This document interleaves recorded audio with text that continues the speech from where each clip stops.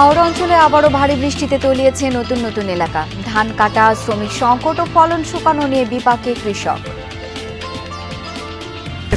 ধান পানি চলে গেছে আমার 10 কাটা একটাই দিয়ে পানি হয়ে গেছে, এরকম বুক পানি পেট পানি যতটুকু বাঁধতেছি আমরা কাটতেছি। যেমন যদি বুক পানি বাদে গলা পানি বাদে না কাটি তাহলে একটু এগুলো কাটতে পারবো না, চলে যাইব। নেত্রকোনায় 11 বছরের মাদ্রাসা ছাত্রীকে ধর্ষণ ও অন্তঃসত্ত্বার মামলা নিয়ে তোলপাড়। এখনো গ্রেপ্তার হয়নি অভিযুক্ত শিক্ষক, স্বজনদের ক্ষোভ। তদন্তের মাধ্যমে আইনের সঠিক প্রয়োগ করে তাকে দৃষ্টান্তমূলক শাস্তি দাবি করছে। আমার মেয়েরে মনে করেন এত বড় সর্বনাশটা করছে, তার ন্যায্য বিচার চাই আমি। গ্রামের বাড়ি জামালপুরে পৌঁছেছে যুক্তরাষ্ট্রে হত্যার শিকার লিমনের মরদেহ। সন্ধ্যায় জানাজা শেষে দাফন, সন্তান হত্যার বিচার চায় পরিবার। আমার ছেলেকে এইভাবে যে মরতে হবে, এটাই আমার কাছে কষ্ট। যুক্তরাষ্ট্র সেই তদন্ত কমপ্লিট করবে এবং এই হত্যাকাণ্ডের জন্য যারা দায়ী তাদেরকে শাস্তির আওতায় এনে তাদেরকে উপযুক্ত শাস্তি দেওয়া হবে। 5 জেলায় সড়ক দুর্ঘটনায় 10 জনের মৃত্যু। এর মধ্যে ময়মনসিংহে ট্রাক চাপায় মারা গেছে অটোরিকশা আরোহী 3 নারী। সুনামগঞ্জেও নিহত 3 জন। জামালপুরে স্কুল ফিডিং কর্মসূচিতে ব্যাপক অনিয়মের অভিযোগ। শিক্ষার্থীদের দেয়া হচ্ছে নষ্ট ও নিম্নমানের খাবার। স্বাস্থ্য ঝুঁকিতে শিশুরা। খাবার পচা বার হয়, ভালো খাবার দেয় না। পাউরুটি খেতে খেতে পেট ব্যথা হয়। বেশিরভাগ রুটির মধ্যে পচা গন্ধ, দাগ পড়ে গেছে, কালো হয়ে গেছে, আর ডিমের মানটা খুবই নিম্নমানের। তো অভিযোগ পেয়েছি, আপনারা যেমন পেয়েছেন আমরা পেয়েছি, এবং সেক্ষেত্রে আমরা সাথে সাথে আমরা তৎপরতা দেখিয়েছি।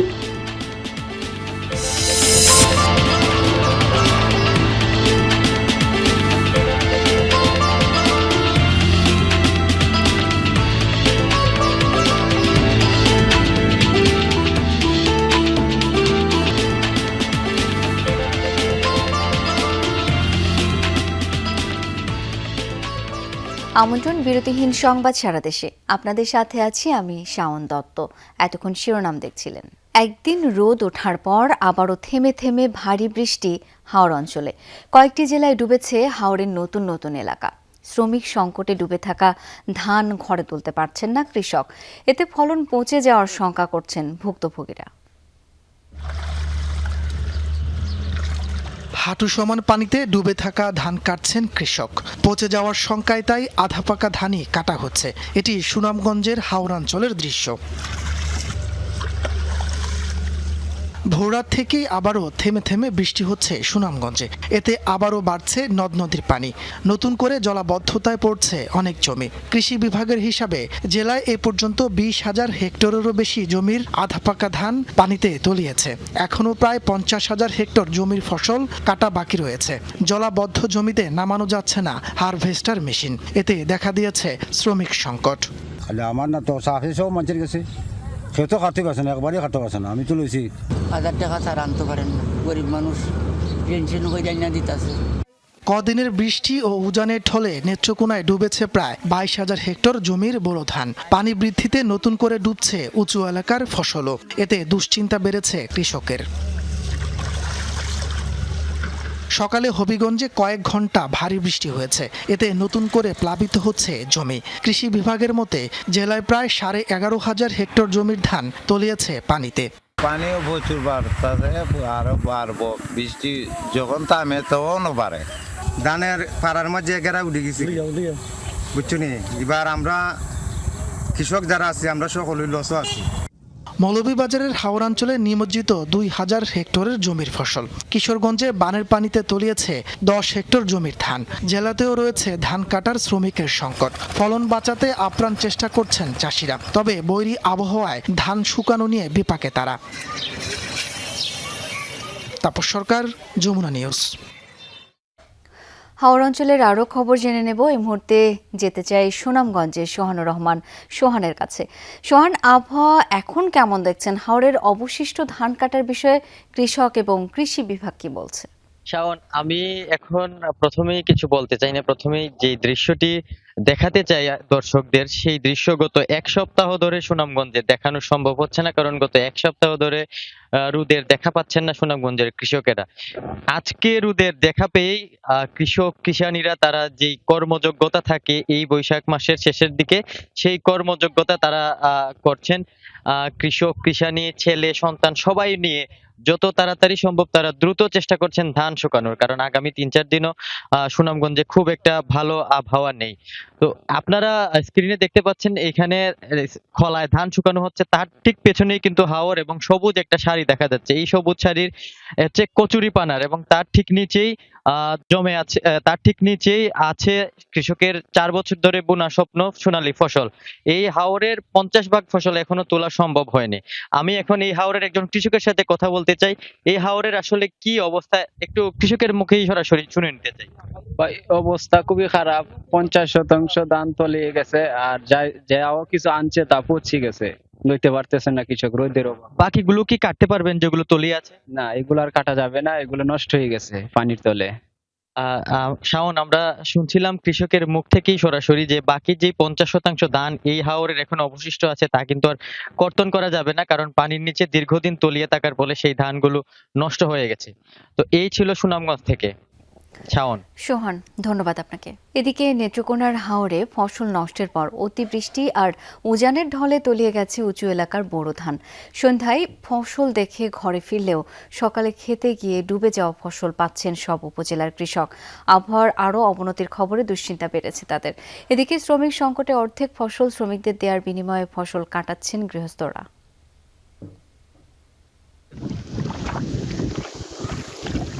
অসময়ের অতিবৃষ্টি আর পাহাড়ি ঢল, ফলাফল পানিতে তলিয়ে গেছে সোনালী ফসল। নদীর পানি বেড়ে ডুবতে শুরু করেছে নেত্রকোনার সবকটি উপজেলার মাঠ।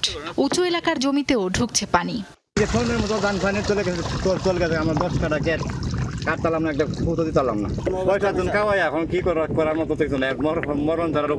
ঠান্ডার লাগিয়া শীতে অনেক ক্রান্তি হইতাছি, এই বাচ্চা কাচ্চার লাগিয়া চিন্তা করে সে নামলাম এই পানির মধ্যে। কি করবো, যদি বুক পানির মধ্যে গলা পানির মধ্যে না কাটি তাহলে এগুলো কাটতে পারবো না, চলে যাইবো। আমাদের অবস্থা খুবই খারাপ, আমরা কিভাবে বাঁচবো একমাত্র আল্লাহ জানে।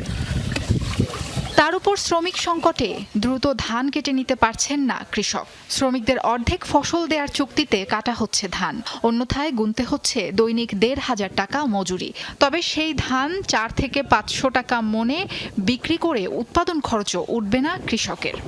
কাঁচা ধানই কাটতেছি, কি করবাম, প্রতিদিন বৃষ্টি হইতেছে, হাত বৃষ্টি, এরপরে বাইরে নিয়ে যায় না, মানুষের ডরে বাইরে না, জিলকি মারে, হাত ভরে টাটা ভরে কাটতে পারি না।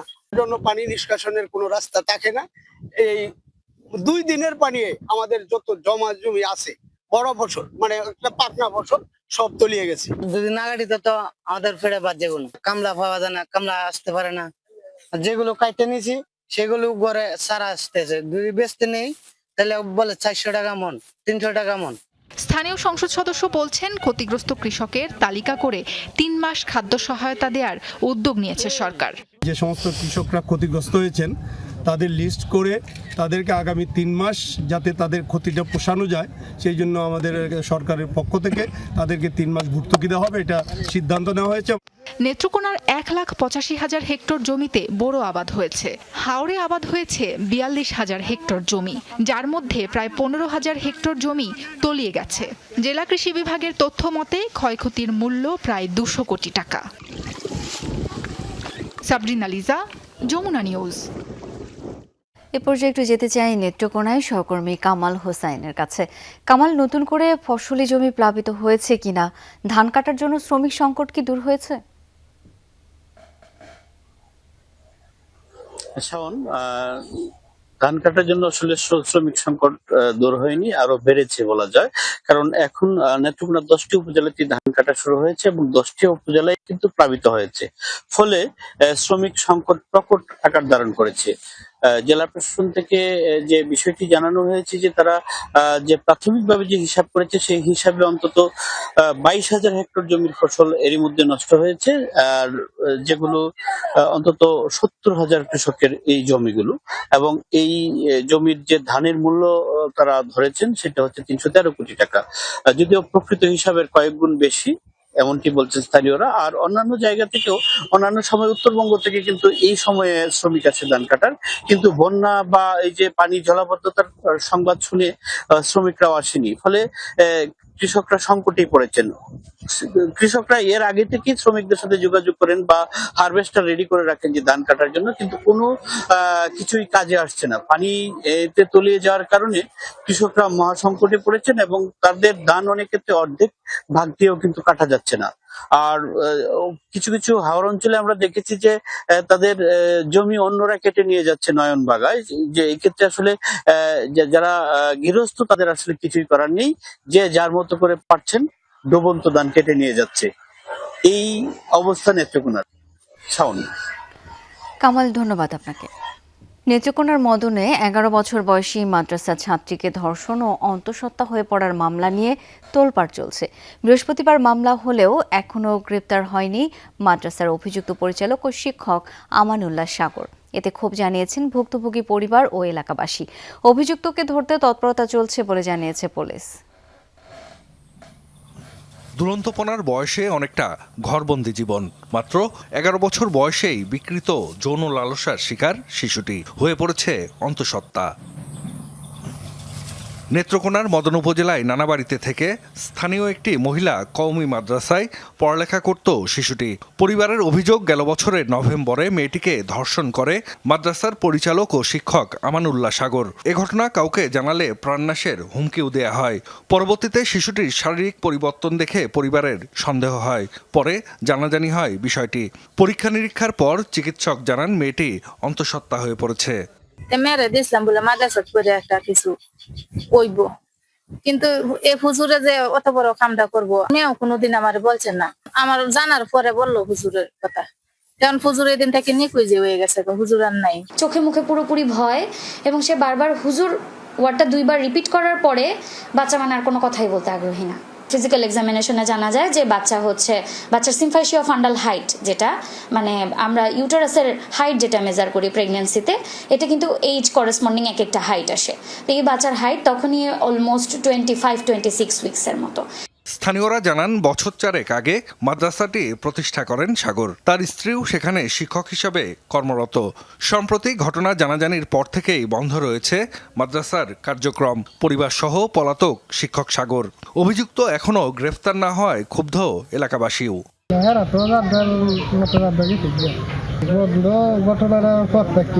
এই ঘটনার সাথে যদি হুজুর প্রকৃতপক্ষে জড়িত থাকে এবং এই ঘটনা ঘটিয়ে থাকে, তদন্তের মাধ্যমে আইনের সঠিক প্রয়োগ করে তাকে দৃষ্টান্তমূলক শাস্তি দাবি করছি। মামলার পর অভিযুক্তকে ধরতে তৎপরতা চলছে জানিয়েছে পুলিশ। আসামিকে গ্রেফতার করার জন্য আমরা শুরু থেকে আমরা অভিযানে আছি। ইনশাআল্লাহ আমরা খুব কম সময়ের মধ্যে আমরা আসামিকে গ্রেফতার করতে সক্ষম হব। পরিবারটির খোঁজ খবর নিয়েছেন উপজেলা সমাজসেবা কর্মকর্তা। আইনি সহায়তা সহ আশ্বাস দিয়েছেন তাদের পাশে থাকার। শিক্ষকের কাছে যদি নিরাপদ না থাকে তাহলে শিশুরা যাবে কোথায়? সামগ্রিকভাবে শিশুটিকে কাউন্সিলিং করা, তার পরবর্তী যে তার যেন যে ট্রমার মধ্যে আছে, তার এই অবস্থা থেকে তাকে যেন একটা স্বাভাবিক, যতটুকু সম্ভব সুন্দর একটা ফিউচার তার জন্য করে দেওয়া যায়, আমরা সেই সাপোর্ট দেওয়ার জন্য আমরা এখানে আজকে এসেছি। ভুক্তভোগীর বাবা বছর 6 আগে সংসার ছেড়ে অন্যত্র চলে যান। এরপর জীবিকার তাগিদে অন্য জেলায় গৃহপরিচারিকার কাজ নেন তার মা। জাহিদ হাসান, যমুনা নিউজ।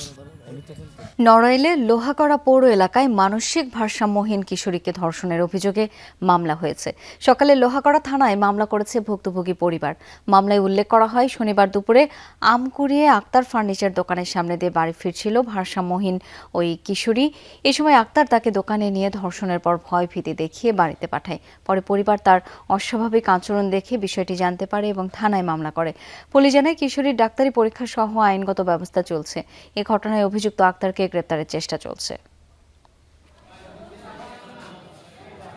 যুক্তরাষ্ট্রে বাংলাদেশি পিএইচডি শিক্ষার্থী জামিল আহমেদ লিমনের হত্যার ঘটনায় বিচার নিশ্চিতে দেশটির সঙ্গে যোগাযোগ রাখছে বাংলাদেশ, জানিয়েছেন পররাষ্ট্র প্রতিমন্ত্রী শামা ওবায়েদ। সকালে দেশে আনা লিমনের মরদেহ পরিবারের কাছে হস্তান্তর করেন তিনি। পরে লিমনের মরদেহ নিয়ে যাওয়া হয় জামালপুরে। সেখানে লিমনের জানাজার পর দাফন করা হবে মরদেহ। যুক্তরাষ্ট্র থেকে দেশে ফিরবে ছেলে, কিন্তু বিমানবন্দরে উপস্থিত পরিবারের কারো মুখে হাসি নেই, বরং চাপা কান্নায় ঢেকে রাখার চেষ্টা। উচ্চশিক্ষায় যুক্তরাষ্ট্র গিয়ে পরিবারটির সন্তান জামিল আহমেদ লিমন ফিরলেন কফিনবন্দি হয়ে। 6 এপ্রিল সাউথ ফ্লোরিডা বিশ্ববিদ্যালয়ের পিএইচডি শিক্ষার্থী লিমন নিখোঁজ হন। এর 8 দিন পর 24 এপ্রিল তার মরদেহ উদ্ধার করে পুলিশ। মেধাবী সন্তানকে নিয়ে আকাশ ছোঁয়া স্বপ্ন দেখেছিলেন বাবা, তা শেষ নিমেষেই। কোনো প্রকার আঘাত করে নেই, শারীরিক কোনোদিন শাস্তি দেয়নি। যা শাসন করছে আমি মুখে শাসন করছি, তো আমার ছেলেকে এইভাবে যে মরতে হবে জানি না, উপরওয়ালা জানে কি কষ্ট দিছে, এটাই আমার কাছে কষ্ট। শনিবার রাতে ফ্লোরিডা থেকে মরদেহবাহী বিমানটি যাত্রা শুরু করে সোমবার সকাল 8:47 হযরত শাহজালাল আন্তর্জাতিক বিমানবন্দরে অবতরণ করে। মরদেহ গ্রহণ করেন পররাষ্ট্র প্রতিমন্ত্রী শামা ওবায়েদ। এ সময় লিমনের বাবা মা সহ পরিবারের সদস্যরা কান্নায় ভেঙে পড়েন। আমরা আপনাদের পাশে আছি। আমি দেশে যাবো, টিকিট কাটছে আপনার। প্রতিমন্ত্রী লিমনের মরদেহ হস্তান্তর করেন স্বজনদের কাছে। হত্যাকাণ্ডের ন্যায় বিচার প্রত্যাশা করেছেন স্বজনরা। ফ্যামিলির সাথেও রুমমেটের ব্যাপারে কোনো কিছু শেয়ার করেনি, কখনো কোনো ঝামেলা কোনো কিছু হয়েছে বা এরকম কোনো কিছু শেয়ার করেনি। আমেরিকান সরকারের কাছে আমরা অবশ্যই ন্যায় বিচার দাবি করি। যুক্তরাষ্ট্রে পড়াশোনা করার জন্য গিয়েছিলেন এবং একটা সুন্দর ভবিষ্যতের জন্য, পারিবারিক স্বপ্ন পূরণ করার জন্য। তাদের এই অকাল প্রয়াণ আমাদের সবাইকে গভীরভাবে শোকাহত করেছে। পররাষ্ট্র প্রতিমন্ত্রী বলেন, এমন নৃশংস হত্যাকাণ্ডের ঘটনায় দোষীদের বিচারের বিষয়ে যুক্তরাষ্ট্র সরকারের সঙ্গে যোগাযোগ রাখছে বাংলাদেশ। যুক্তরাষ্ট্রের সাথে সরকারের সাথে নিয়মিতভাবে যোগাযোগ রাখছি যাতে এই হত্যাকাণ্ডের সুষ্ঠু তদন্ত হয়, এবং অবশ্যই আমাদের বিশ্বাস যে যুক্তরাষ্ট্র সেই তদন্ত কমপ্লিট করবে এবং এই হত্যাকাণ্ডের জন্য যারা দায়ী তাদেরকে শাস্তির আওতায় এনে তাদেরকে উপযুক্ত শাস্তি দেওয়া হবে আইনের আওতায় এনে। আনুষ্ঠানিকতা শেষে লিমনের মরদেহ নিয়ে জামালপুরের উদ্দেশ্যে রওনা করেন তার স্বজনরা। 6 এপ্রিল একই সঙ্গে নিখোঁজ হন আরেক বাংলাদেশি পিএইচডি শিক্ষার্থী নাহিদা সুলতানা বৃষ্টি। পরে তার মরদেহ উদ্ধার করা হয়। বৃষ্টির মরদেহ 2-1 দিনের মধ্যে দেশে আনার কথা। শাকিল হাসান, যমুনা নিউজ, ঢাকা। দর্শক, এ পর্যায়ে লিমনের গ্রামের বাড়ি জামালপুরে যেতে চাই সহকর্মী সাগর ফরাজি, সেখানে রয়েছেন। সাগর, লিমনের জানাজা ও দাফন সম্পর্কে কি তথ্য রয়েছে সেই বিষয়ে জানাবেন। দেখুন, এই পুরো গ্রামই কিন্তু শোকের ছায়া নেমে এসেছে। আমরা দেখেছি যে বিভিন্ন জায়গা থেকে তার যে স্বজন পরিবারের লোকজন কিন্তু এখানে আসছে, অর্থাৎ অ্যাম্বুলেন্স, এই ফ্রিজিং অ্যাম্বুলেন্সে কিন্তু তার মরদেহ রাখা হয়েছে। এরপরেই এখানে কিন্তু মানুষজন এসে কিন্তু এই মরদেহ দেখার জন্য অপেক্ষমান রয়েছে। দাফন এবং জানাজা নামাজের বিষয় যদি বলি, পরিবারের পক্ষ থেকে কিন্তু জানানো হয়েছে যে সন্ধ্যার পরে অর্থাৎ মাগরিব বাদ কিন্তু জানাজা নামাজ, এরপরে হচ্ছে এই দাফন কার্যক্রম সম্পন্ন হবে। আমি যদি একজন তার স্বজনের সাথে কথা বলতে চাই, এই আমরা তো সবাই শোকাহত, আমরা দেখেছি এসে, তো দাফন আর জানাজা নামাজের পরে কোনো আরো প্রক্রিয়া? জি না, আমরা মাগরিবের পরে জানাজা সম্পন্ন হওয়ার পরে আমরা দাফনের ব্যবস্থা করব। আমরা দেরি করব না, অনেক সময় টাইম পার হয়ে গেছে। আমরা পরিবার যতই দেরি করতেছি, পরিবার থেকেও সবাই কষ্ট লাগতেছে, কষ্ট পেতেছি। আমরা এই কষ্টটা সইতো আমাদের খুব কষ্ট লাগতেছে। কাজে আমরা তো যা আবার হয়ে গেছে, আমরা একটাই আপনাদের মিডিয়ার মাধ্যমে একটাই আমাদের দাবি, আমরা বিচার চাই, সঠিক তদন্তের মাধ্যমে বিচার চাই। ধন্যবাদ। শাওন, শুনছিলেন আসলে পরিবারের সবাই, অর্থাৎ শুধু পরিবার নয়, এই এলাকার সবাই কিন্তু তার হত্যাকাণ্ডের বিচার চায় এবং হত্যার কি কারণে হত্যা হয়েছে সেটারই কিন্তু তারা জোর তদন্তের দাবি করছেন। শাওন।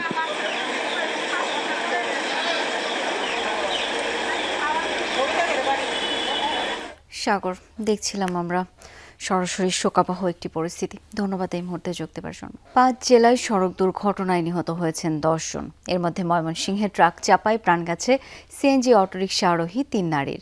দুপুরে মুক্তাগাছার মনতলা সমিতি ঘর এলাকায় এই ঘটনা ঘটে।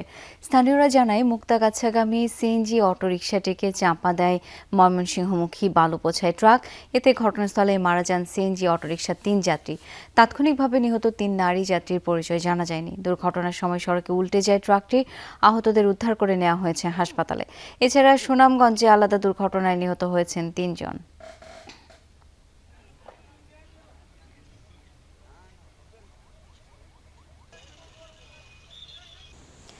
এদিকে ঢাকা টাঙ্গাইল মহাসড়কের রাবনা বাইপাস এলাকায় ট্রাক ও পিকআপ ভ্যানের সংঘর্ষে 2 জন নিহত হয়েছেন। পুলিশ জানায় রাবনা ফ্লাইওভারের উপরে এই দুর্ঘটনা ঘটে। এতে ঘটনাস্থলে 2 জন নিহত হন। নিহতদের মরদেহ ময়নাতদন্তের জন্য মর্গে এবং আহতদের উদ্ধার করে হাসপাতালে ভর্তি করা হয়েছে। এই ঘটনায় ট্রাক ও পিকআপটি জব্দ করা হয়েছে, তবে ট্রাকের চালক পালিয়ে গেছে। এদিকে গোপালগঞ্জের গোপীনাথপুরে বাস চাপায় মারা গেছে নিজি বাইকের এক যাত্রী। আহত হয়েছেন 7 জন।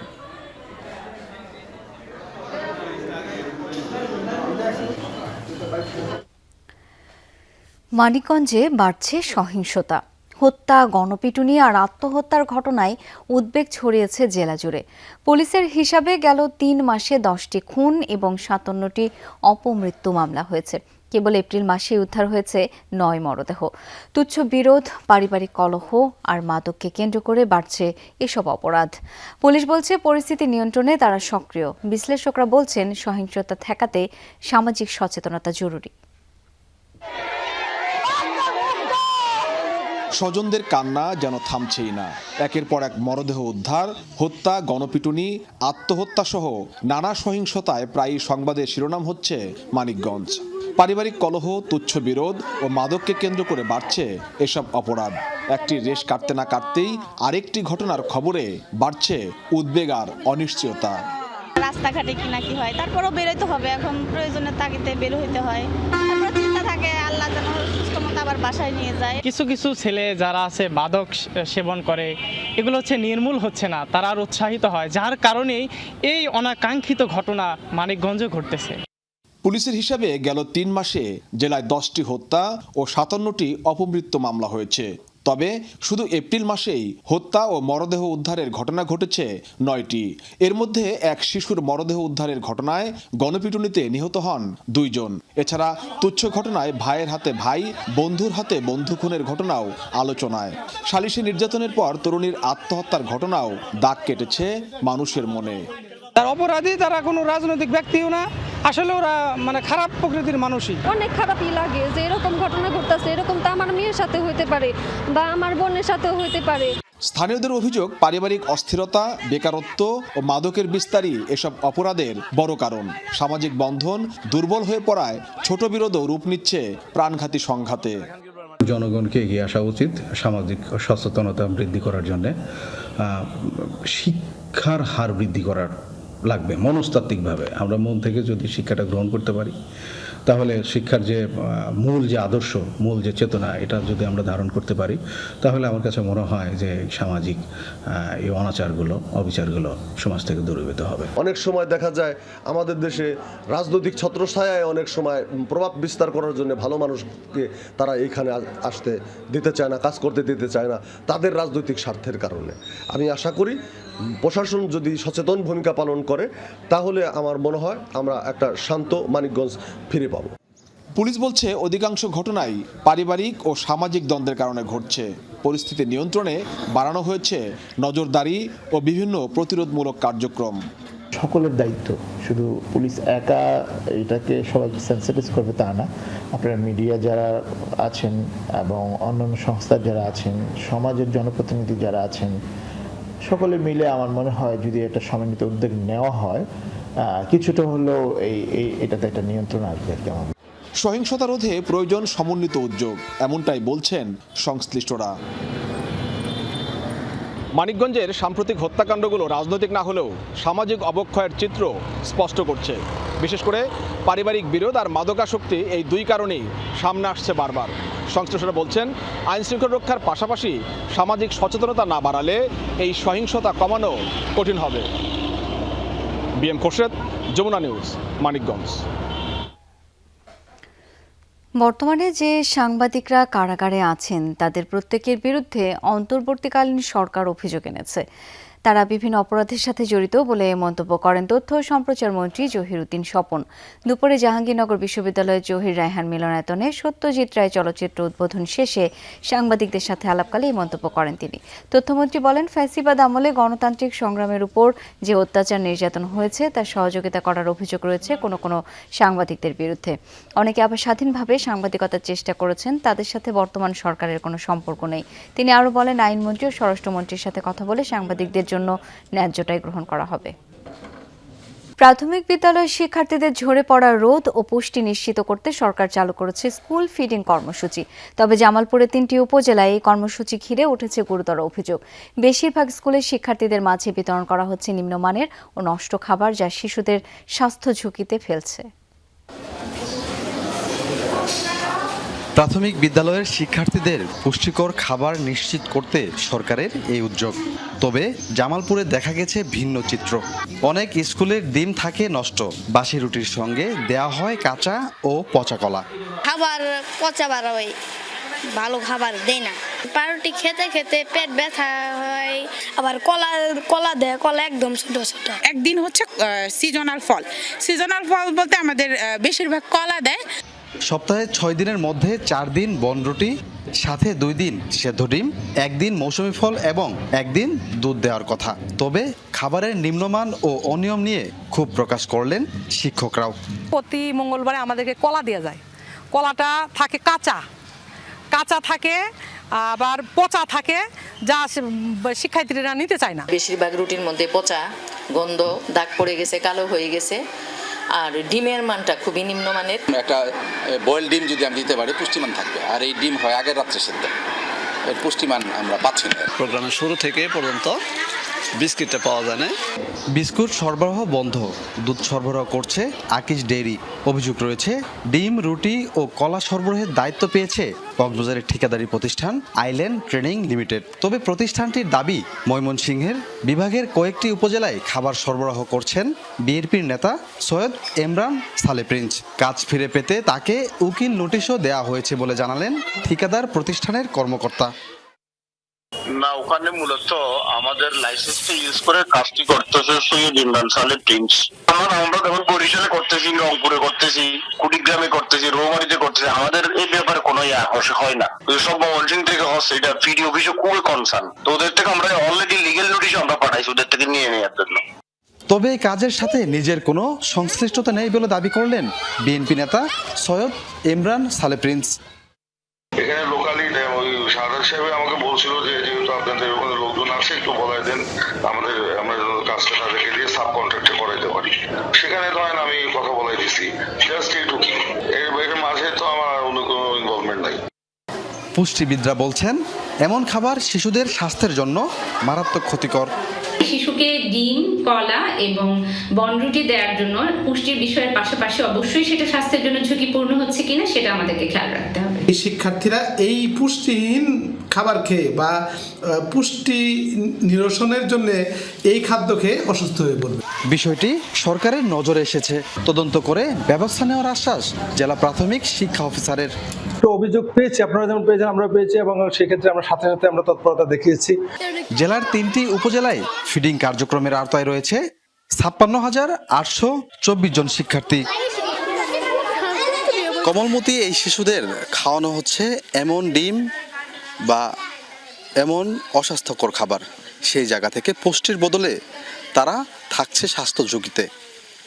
এই অবস্থায় ঠিকাদারি প্রতিষ্ঠান, স্কুল কর্তৃপক্ষ ও স্থানীয় প্রশাসনের নজরদারি আরও বাড়ানো উচিত বলে মনে করছেন অভিভাবক ও সংশ্লিষ্টরা। সাগর ফরাজি, যমুনা নিউজ, জামালপুর।